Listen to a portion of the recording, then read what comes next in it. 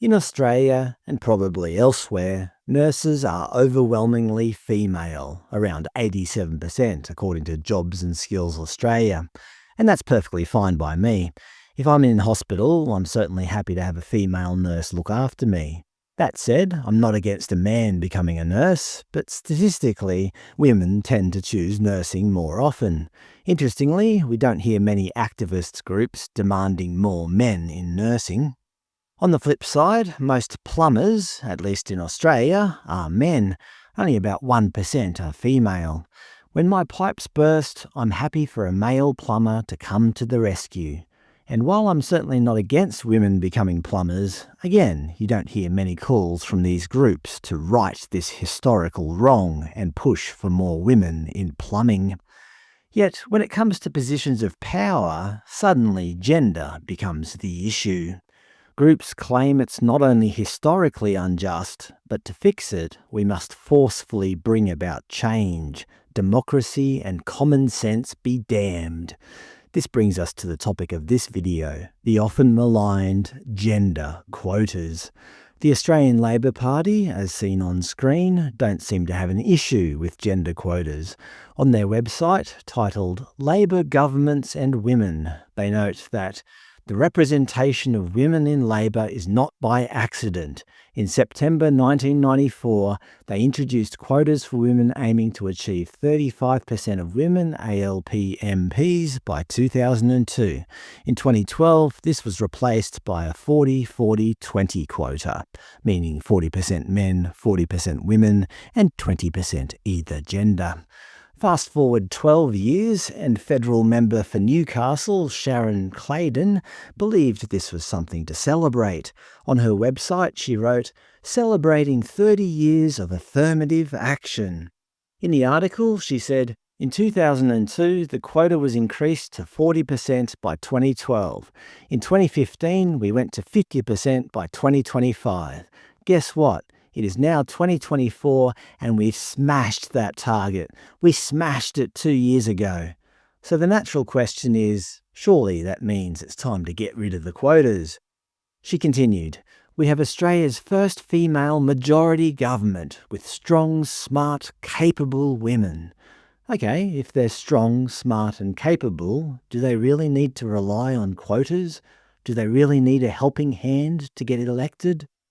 And now in 2025, according to the official page of Australia's House of Representatives, in May they wrote, "A record number of women have been appointed to Cabinet. 55% of Prime Minister Anthony Albanese's second Cabinet are women. Additionally, 50% of the roles across Cabinet and the Outer Ministry went to women, and 57% of the Australian Labor Party caucus are now women. Surely it's time to remove gender quotas." Well, according to The Conversation, they answer that very question in a piece from May titled, "Labor Women Make History by Overtaking Men in Cabinet. So is the job done?" I'll give you a clue.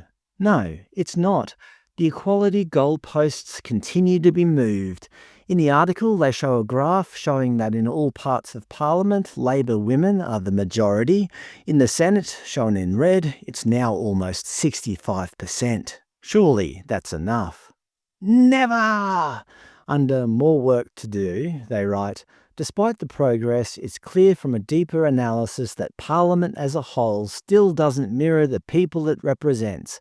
Roughly 1/4 of Australians are born overseas, yet we're not seeing this same diversity filter through to Parliament. 8 First Nations MPs and senators will sit in Parliament, down from 11 in the previous Parliament. People with disability are underrepresented."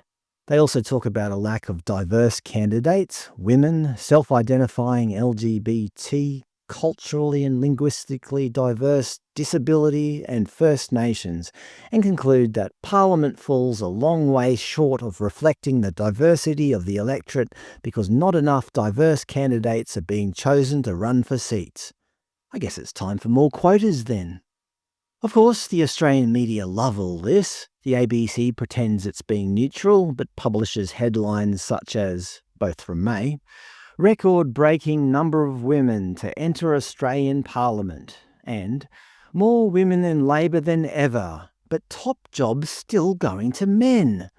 They state, no shortage of people have privately noted just how many men hold senior leadership roles in the government, including the Prime Minister, his deputy Richard Marles, Senate Deputy Don Farrell, Leader of the House Tony Burke, and his deputy Mark Butler. It's just not fair. Women are now the majority in Labor, but are still underrepresented in leadership positions. Don't worry, I'm sure Labor will come up with a quota for that too. Independent Australian news site Women's Agenda, a platform that proudly states it is 100% women-owned and run, publishes articles such as every 1% of global warming linked to higher rates of intimate partner violence. Yes, as the world gets warmer, men become more violent towards their spouses. Women's Agenda, of course, loves all these quotas, with articles such as, it's been 30 years since Labor's affirmative action quotas. We now have the most gender-equal parliament in history, from September 2024. In May 2025, they wrote, Labor's gender quota is the true hero of the Australian election. So the hero isn't a person, it's the gender quota. It sounds like some kind of bizarre superhero or supervillain. And of course, they published, Labor women make history by overtaking men in cabinet.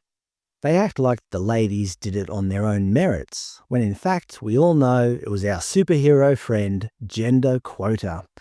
But much like the ABC, now that equality has well and truly been reached in the Labor Party, they shift the goalpost once more, asking, when will we see more women in Labor's key leadership roles? It's a bit unfair them lumping Senator Penny Wong in that photo with all those men. Queensland's first elected female Premier, Anna Bligh, has since said she only got the job because of gender quotas, with the Courier Mail reporting in June, gender quotas made me Premier, Bligh's shock admission. Personally, I don't find that particularly shocking. The Courier Mail might, but it's just what Labor does. With reference to gender quotas, she said, if it hadn't been there, I wouldn't have been put on the ticket. For me, it's a really simple equation. The Parliament is meant to represent the people. Then it should look as much like the people as possible. And we all come from different backgrounds, different genders, different ages, different life experience. That's how our Parliament should work. Oh, should it? Have we checked recently how many people in Parliament have blue eyes? How many come from a circus background? Where does it stop?